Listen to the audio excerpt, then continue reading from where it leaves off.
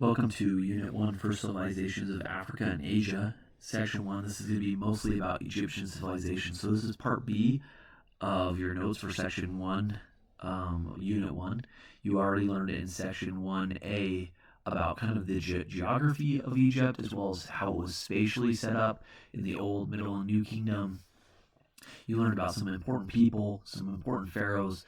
Now we're going to get a lot more into the actual culture of Egypt, the religion of Egypt, the beliefs in Egypt, and some of that kind of stuff. The more, I think, interesting stuff of Egypt. Remember here's a kind of a nice little map of Egypt showing us kind of the different things that it's known for. So this would be known as Upper Egypt, which means that the first cataract is somewhere here, right? And then 100 miles from there. The lower part of Egypt, which is mostly the delta, is right here. Here's the Great Pyramids, the Sphinx of Giza, all sorts of great stuff here that we're talking about, okay? And one thing that's really important in Egypt, or Egyptian, if you really want to understand Egyptian, is you're going to have to really start to look at the language and the hieroglyphics of Egyptian.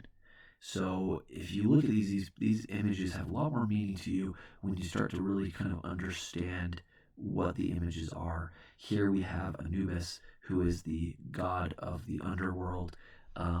He's not the god of the underworld. I should say that's Osiris, but he is the guide that leads people to the Hall of Truth and helps measure the heart and the feather, which we'll go into more in a second. So before we get going too far, let's look at our objectives. So we're still asking the same focus question: why did civilization start in some areas and not others? We're just wondering why Egypt, out of everywhere else, why did Egypt start to establish a civilization as one of the very first civilizations ever? Well, we don't see this in other places in the world. In Objective 1, how did religious belief shape Egyptian society? So we're looking at how did the Egyptians believe and how did that shape and look at their world. Think about it. How important is religion in the world? Whether you believe in religion or not, the thing that's important, though, is that you can see how it shapes the world.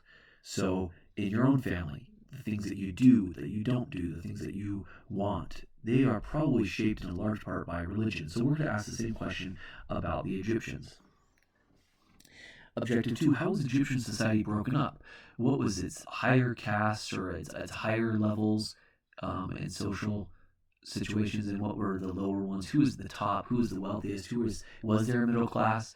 If so, who were they? And who's the low class, the bottom, the poor? And Objective 3, what advancements did the Egyptian society make? What are they known for? What legacies do the Egyptians leave for the rest of the world? So here's some vocabulary that you are welcome to write down here. I hope that you add to your vocabulary other than just this. Like Osiris, this is a really kind of pathetic, sad definition of him, god of the afterlife, husband of Isis. That is true, and that's a good enough. That's a proficient understanding of Osiris. Osiris is one of the most important gods of all time. He's the brother to Set. He is murdered by his brother. His brother, the first murder ever, kills him, and Osiris dies, but he's brought back by his mother, Isis, or his wife, and then he has a child with Isis, and he becomes not a major god like he was, but becomes the god of the underworld, and becomes a major god there, and one of the Egyptians' favorites. Isis is the goddess of children. She's the wife of Osiris, and also at one point in time gives rebirth to him. So she's his wife and mother, and is also the mother of Horus. And Horus is going to go and defeat Set, and is going to seek vengeance for his father. And so these are important people here. Amun-Ra, the chief god of Egypt, the god of fertility and life. Interesting god. He was a minor god originally, but becomes, by the New Kingdom, the most important god there is, to the point that some people argue that Egyptians had become monotheistic, that they no longer are polytheistic. So, meaning they no longer believed in many gods; they started to believe in one god. Okay, and you've got more here. There's we're going to talk about all these people and all these things in our notes as we go. So please pause that if you'd like, and take those down and write them into your vocab Hall of Fame if you'd like. We'll also get them to them in our notes here as well. So let's talk a little bit about Egyptian religion. So a couple things here. Here we have Horus, How do I know it's Horus? Because he has a hawk head, and Horus is depicted usually with that. Now, that doesn't mean that you can't. You have to be careful because sometimes symbols can have multiple meanings. So, like the sun. The sun oftentimes means is a representation of Amun-Ra, the most chief god. And I don't, to tell you the honest truth, know if this is Amun-Ra or not here, the top part, or if this is just saying that Horus is very important. I don't know, but oftentimes the sun represents Amun-Ra. Horus is always represented by the hawk. This woman down here with the hawk wings, this represents Isis. Okay, Horus's mother, as well as Osiris's wife and mother, and she is the goddess of children, and very important, probably next to these people, not next to them, but like is definitely as important as them. So chief gods and goddesses. Chief god was the sun god Amun-Ra. Amun means the divinity, and Ra means the sun. He is the son of God, the divinity, or the major god. Originally, Egypt had 5 original gods, which, interestingly enough, Amun-Ra was not one of them. Osiris was, Isis was, there was obviously 3 others. Set was, and I can't remember what the other 2's names are, but there was 5 original gods, and Isis was one of them as well, and they were the major gods. Somehow, Amun-Ra becomes much more important later on, and becomes the major god of the New Kingdom. The pharaohs were viewed as a god and were closely linked to Amun-Ra. So oftentimes, that's what I'm saying is you'll see a pharaoh with the sun over his head to kind of symbolize that he is being called, he is being signified as somebody who has been blessed by Amun-Ra himself. Most Egyptians, though, identified with Osiris, who became the god of the underworld, who was not originally the god of the underworld. He becomes that because he is killed by his brother Set. And Isis is going to give him rebirth and is going to make him, he'll come back to life, but he will not be back to life like you and me know back to life. He will not have a body necessarily. Like that, it's kind of hard to understand where that's at or not. So he becomes the god of the underworld. He comes back as that. And this really has a lot of parallels to Christianity. Some historians argue that this is where Christianity comes from. Other people think that they're just interesting parallels. But either way, these are important connections that we can see here. You can also see that Horus is got this infinity symbol here. This symbol here, it looks like a cross, and that it is, but it also actually doesn't stop here. It doesn't. You might not be able to tell because his hand is over it, but it actually is a circle here, which represents eternity. The Egyptians believed in an afterlife and an eternal life, and they also believed in a resurrection, a belief that you would gain your body back one day. So the Egyptian religion was super profound in Egypt. It had tremendous impact on everyone's daily lives, from what they did, how they thought, to what happened in their afterlife as well. But one guy and his wife are going to be kind of rebellious. And in the 1380 BC, a young pharaoh named Akhenaton is going to say, you know what, all these polytheistic gods that we believe in. Now remember, polytheism, theism is God, theism means like God, poly means more than one, so polytheism, more than one God. Monotheism, mono means one, so one God. So Egyptians are polytheistic, polytheism. They believe in multiple gods. And eventually this young pharaoh Akhenaton is going to say, you know what, enough, no more. And he's going to say, we are no longer worshiping multiple gods, we're going to worship one God. And it's really weird because he doesn't pick Amun-Ra, he doesn't pick Osiris, he doesn't pick Isis, these very famous gods. He picks a minor god named Aton. He's a very minor god. And so Akhenaton and his wife Nefertiti tried to get this population to favor this, but they really don't like it. And they really don't believe in it. And so they're going to push back, and they're really not going to accept this pharaoh or his wife and what they're trying to push. And eventually his son is going to try to restore things back. His son's going to be pretty famous. His name is King Tut. A A lot of you probably have heard of him before, and he's going to try to bring some things back. But he's pretty young and pretty, at times, insignificant pharaoh. But this is just one example of the Egyptians and their devotion to polytheism, their devotion to the many gods that they have. And a lot of this comes from their belief in the afterlife. Again, so here we have this. This is a hawk. It has this eye. This is the all-seeing eye of Horus. So here's Horus, his hawk, right? And this is probably Osiris right here. And he's sitting on a throne for judgment. And here we have, I don't know, and everything I'm saying here, I'm not positive, but these are all things I would conclude.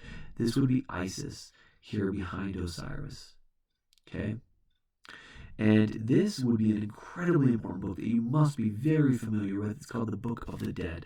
Now, again, like my point is that the Egyptians were very, very centered in religion because of their belief of the afterlife and what was going to happen to them. And so they wanted to make sure 100%, leave it up to no chance, that they would be able to get through the afterlife. How do you do that? Well, there's a fateful test. So, and you think about this is kind of very similar to a lot of other beliefs and religions. In this test, they believed that each Egyptian had to pass the test to win eternal life. And we'll go into what happens if you don't. So the Egyptians believed that in order to make sure to win, they did what sometimes students do that's not right, and that is they'd cheat. They'd get a book of the dead. It really wasn't considered cheating because it was kind of seen as just really trying to study out your beliefs, right? And this book of the dead would help them through the afterlife. But a lot of times these books are found in tombs with their the person that is buried with them. The idea being that they can use it when they die to get through the test. So here is the test. Okay, and again, this is where hieroglyphics is so very important here. Here we have Horus with Amun-Ra, right? We have the infinity symbol here, and we have many other gods and people, okay? But this is kind of besides the point right here. This is something else. I really don't know what's going on here, but what's going on in this part here is we see Horus, we see Osiris, and we see Isis. And here we see a person who has passed away. They've died. Anubis, who has the jackal head here, is leading that person to a scale. Now, Anubis is going to take the person's heart, set it on the scale, and also put what was called the feather of truth on this side. And I don't know who this is here, but Horus is evidently this person's past, and Horus is leading them through to the field of reeds, or heaven. Now, in order to pass this, what this meant was, what weighed more, the feather of truth or your heart? And I believe if your heart weighed more than the feather of truth, then that was you were not truthful enough. You didn't answer the questions right. You didn't do what it took to have eternal life. Therefore, one of the minor but also scary gods would come, and these gods, literally their names are like Bone Crusher, Shadow Eater, all sorts of terrifying gods, would come and devour you, and you existed no more. There was no more you. If the feather weighed more than your heart, that meant that you had passed the test and you could be led to what was called the field of reeds, or you can think of it as heaven, eternal life, a place where people could live for eternity in happiness. And so this was the test. And so to get you through this, you might need to take a book in order to make sure you can pass the test. Because of that, Egyptians believed that your body was so important. They believed in literal resurrection. And so they mummified their bodies. They really wanted to preserve and take care of their bodies. Now, it's important to realize, too, though, that this was very uncommon at first. Almost no Egyptians, except the very highest, the pharaohs, their wives, their children, maybe some of the scribes or the viziers or whoever, would actually have this honor. But as time goes on, and as people think that mummification is more and more important, more and more people will become mummified. So mummification was to give a soul use of its body in the afterlife. So it was to make it so the body was prepared for the person to be able to use in the afterlife. It's a very long and complex process. Not just anybody mummified other people. It was experts, and that's why it was such an expensive thing. It was something that would take a month to do, and it was a lot of different ointments and a lot of herbs and a lot of different spices that they used, as well as salt and all sorts of other things. So again, at first, mummification was really just a privilege that people used in order to kind of rank themselves. So it was almost like a status symbol, like, ooh, I got mummified. You can't get mummified because you're too poor. And only the greatest of the greats did that. Here's King Tut's his covering for his sarcophagus, his coffin. Okay. And you guys are going to watch a video about how to actually mummify somebody in class, but we'll just kind of go through really quickly kind of what was so important about it. So King Tut, one of the most important people that we can look at, not because he was an important pharaoh. Really, King Tut is actually a pretty insignificant pharaoh. He was young, he was not healthy, he was kind of awkward looking based on our skeletal remains of him and his body. It looks like he had kind of a problem with like posture. His like spine was crooked. He was a little bit overweight. He was not a very good looking person based on our modern technology, at least. But why do we put so much emphasis on King Tut? Because a lot of people know who he is or have heard his name. And the reason, even though he's a minor pharaoh, is that his tomb is one that we found. You have to remember this. Now, all these pharaohs are getting buried in tombs, and they have tons of the most beautiful, greatest things. I mean, these guys, these pharaohs or pharaohs, would not only bury themselves, but they oftentimes would bury like women with them, alive, servants, alive, food, gold, silver, wealth of all kinds, animals that they loved, and they would seal them off in this tomb, and you would basically be stuck there until you died of lack of oxygen or starvation or dehydration or whatever it was. And the problem is that this was fine until people in Egypt were really starting to struggle. They didn't have anything. They don't have the basic necessities of life, food, things like that. And so if you are poor and on the verge of death, and next to your home you have this gigantic tomb that's just full of a bunch of rich stuff just sitting there, you might be persuaded or might be tempted to go rob it. And they did all the time. People robbed tombs all the time. And even though it was illegal and it was severely punished, you would be killed for doing it.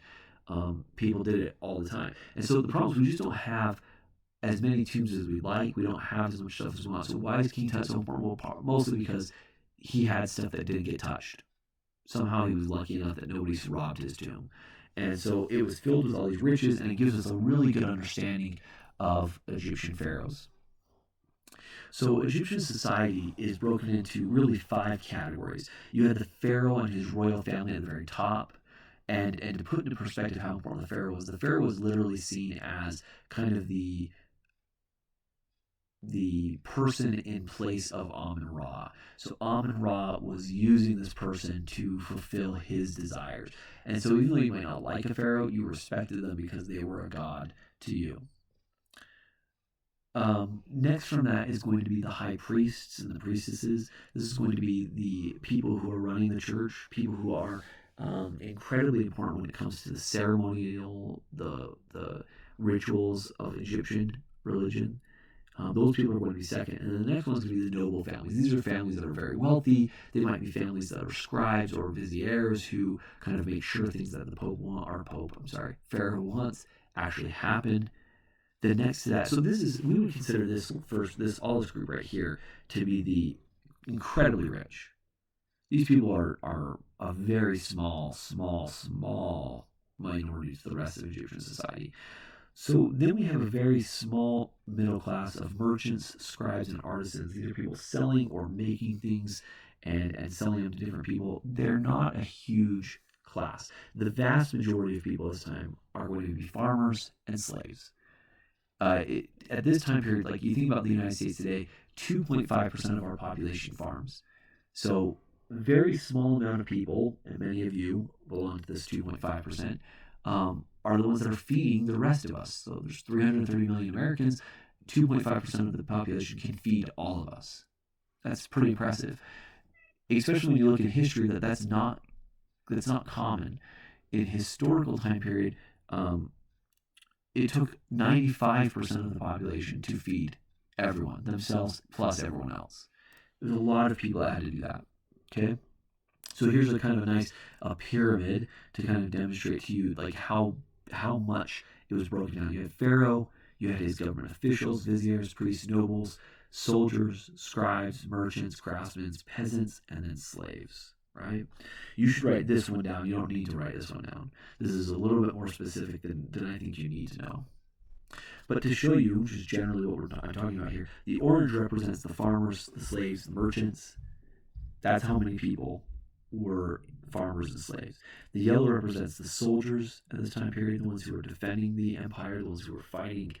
The purple represents the government officials, so viziers, scribes, and the gray, or whatever color that is, the last one, is the pharaoh himself and his royal family. So very small population. I mean, it's not even a quarter, it's not even an eighth of the population was this. Vast majority